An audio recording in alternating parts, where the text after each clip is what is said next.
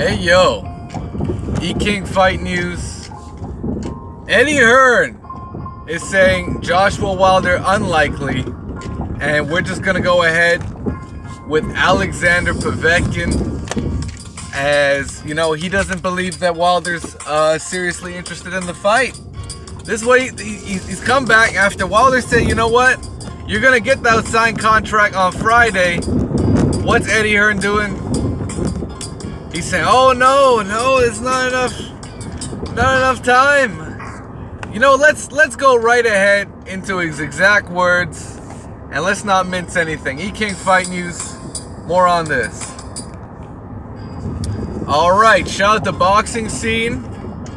And of course, here Eddie Hearn is talking to Sky Sports once again. And this is what he had to say. Wilder talks frustrating. Looks like Povetkin Joshua will be next. And you know what? Nothing out of the ordinary coming from Eddie Hearn. This is nothing out of the ordinary. And all you Joshua protectors that want to buy into this fight, you guys mark my words. When Joshua gets in there with Alexander Povetkin and they don't do shit about drug testing, you're gonna see. You're gonna fucking see how easy it is for your boy to fall from grace. And I'm gonna tell you that right now, because Povetkin is a real threat. You know, he's no joke, and there's no reason to have this fight on next. There's no reason for it, except for the fact that you want to, you know, defend your mandatory. I mean, there's nothing wrong with defending your mandatory, but time and time again, you know, how many times have we seen elite level fighters avoid their mandatory, push it off, get an exemption to fight the biggest money fights out there? Look at what Triple G's doing right now. He blatantly ducked his mandatory in Sergey Derevyanchenko. Blatantly ducked him. Just so we can get Canelo in September. And now he got stripped, right? But will the WBA really strip Anthony Joshua? Y'all know what it is, man. No, y'all know what it is, man. This was in the plans from the beginning. To fight Povetkin somewhere in the UK. They haven't really announced a date or a venue, but Eddie Hearn has said sometime in September. So let's get into it. What does he have to say? We sent the contracts nearly 9 days ago, Hearn told Sky Sports. We're not even necessarily expecting a signed contract back. We just want your comments. If my fighter wanted to fight and we received a contract, I would be back with comments within 24 hours. You know, I don't know what this is about. I swear Shelly Finkel's been saying, you know, he's forwarded his concerns with Barry and Eddie. So I don't know what Eddie is speaking on right now. But that's nothing new. That's nothing new. Nothing makes sense here at all. They emailed me on Sunday and said we would be back with our comments on Friday. Why do you need another 5 or 6 days? They know we're under pressure from the WBA. You know this is just turning into one big PR media back and forth. I mean, that's all it's really turning into. And it's a shame, because I think the one thing we can all agree on as boxing fans is we want to see this fight. And we want to see it next, man. I want to see it next. You know, especially with Eddie Hearn, time and time again, talking about he's going to make this fight in 2018. You know, where are the real boxing fans getting at his neck about that? Because he said that at least 5 times. At least 5 times throughout the year. He said, oh, we're going to make this fight 2018. You know, mark my words, we're going to make it happen. This fight needs to happen in 2018. And we're, you know, like, he said that over and over again. Like, okay, Eddie.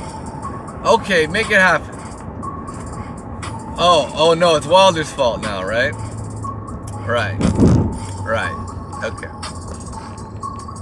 So, you know, Eddie Hearn, you know, once again, I mean,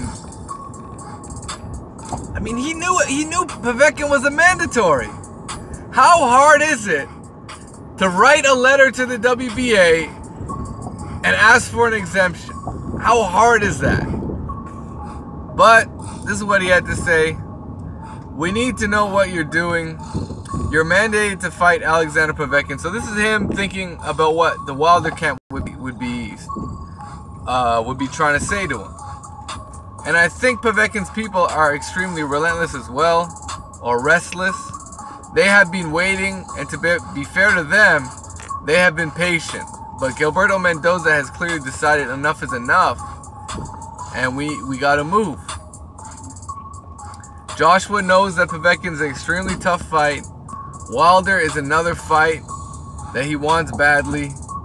We can't do a lot more than we're doing.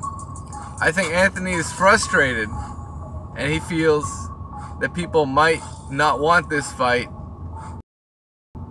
Oh, the people feel he might not want the fight.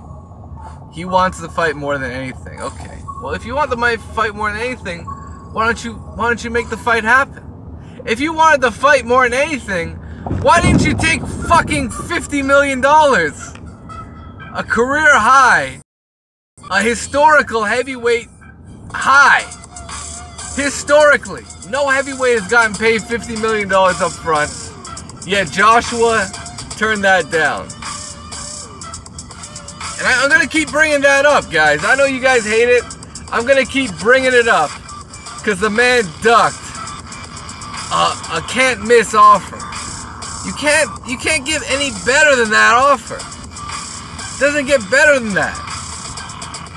But this boy Anthony, man, I don't know. I don't know what's up with him, man. He got brainwashed or something. But it is what it is. It is what it is. But we're not done, man. E-King Fight News, more on this. Alright, moving on. This was also published by Boxing Scene earlier today. Joshua Povetkin likely for September 22nd to be streamed by DAZN in the US. Really? I don't know, man. I don't know about that one. I tell you what, if they streaming this on DAZN, you know how many people are not gonna watch this fight? This shit has done. Anthony Joshua has done trash numbers on Showtime. What makes you think people are gonna pay an extra $20 to stream it on DAZN? And I'm assuming it's $20. I don't know what the price point's at. I know up over here, we actually have DAZN. This shit is live, and it's you know, they actually ripped off a lot of Canadians last year because apparently they fucked up the NFL stream. Like, they totally fucked it up. You know, it was laggy. It was a whole ton of complaints. A whole ton of complaints against the streaming quality and the audio and all this other shit. So, and over here it's like $15 a month. So, or something like that. I think over here it might be $20 a month. So, in the US it might be $15 to $20 a month as well. And we're just gonna have to wait and see on that one, because, you know, we're gonna see if DAZN picks up this Joshua Povetkin situation. That'll be interesting. But I don't expect the US market to really embrace that as a mega fight, you know, that needs to be watched.